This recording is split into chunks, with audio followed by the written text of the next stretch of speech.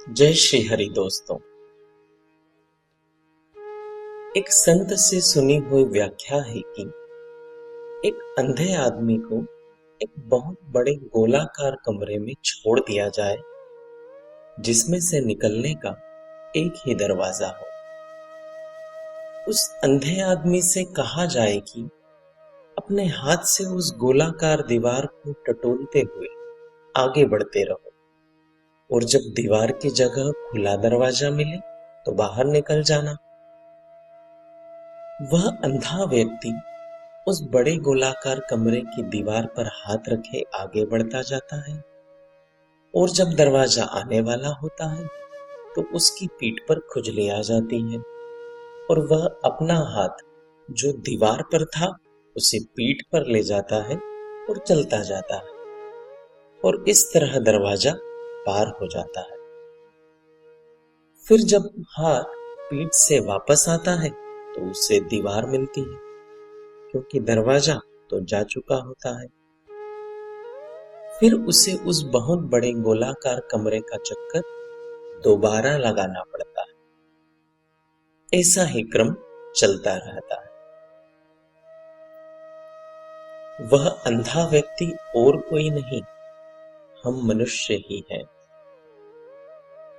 गोलाकार कमरा 84 लाख योनियां है और उसमें द्वार मुक्ति का द्वार है जिससे निकलकर हम सदैव के लिए 84 लाख योनियों के चक्रव्यूह से मुक्त हो सकते हैं।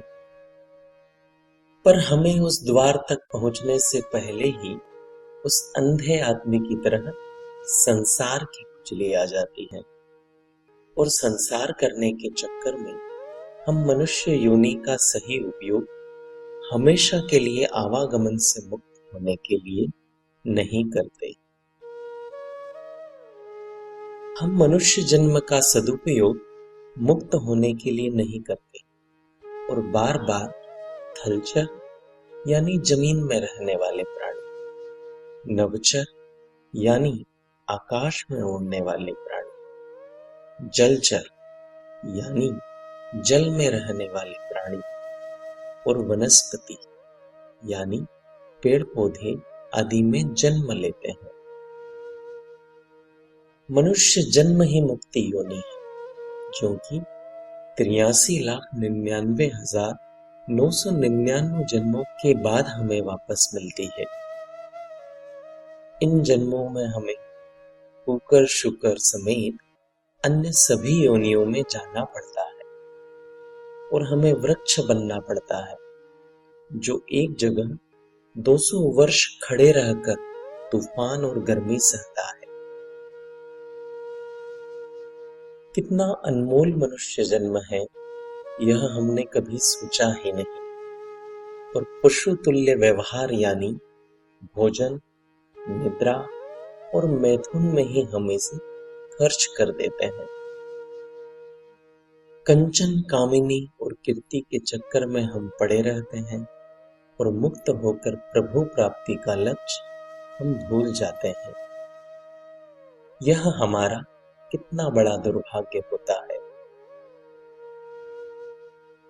सभी शास्त्र और संत मनुष्य योनि का सदुपयोग करने की नसीहत हमें देते हैं जिससे यह हमारा अंतिम मनुष्य जन्म हो और दोबारा हमें किसी भी माता के गर्भ में नहीं आना पड़े और हम मुक्त होकर सीधे प्रभु के धाम और प्रभु के श्री कमल चरणों में स्थान पा जाए।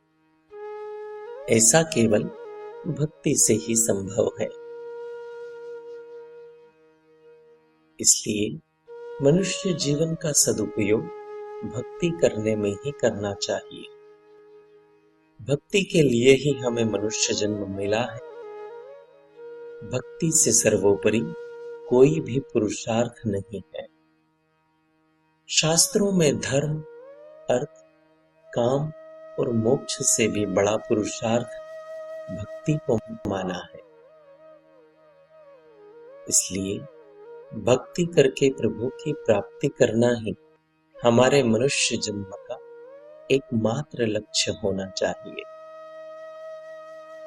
कितनी बार हम मनुष्य बने हैं और हमने अपने मनुष्य जन्म को व्यर्थ किया है।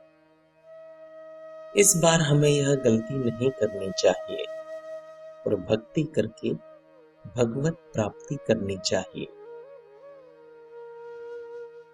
अगर आप नित्य अपने मोबाइल पर भक्ति संबंधित विचारों को पढ़ना चाहते हैं तो स्क्रीन पर दिखाए जा रहे नंबर पर श्री हरि लिखकर हमें व्हाट्सएप कर दीजिए।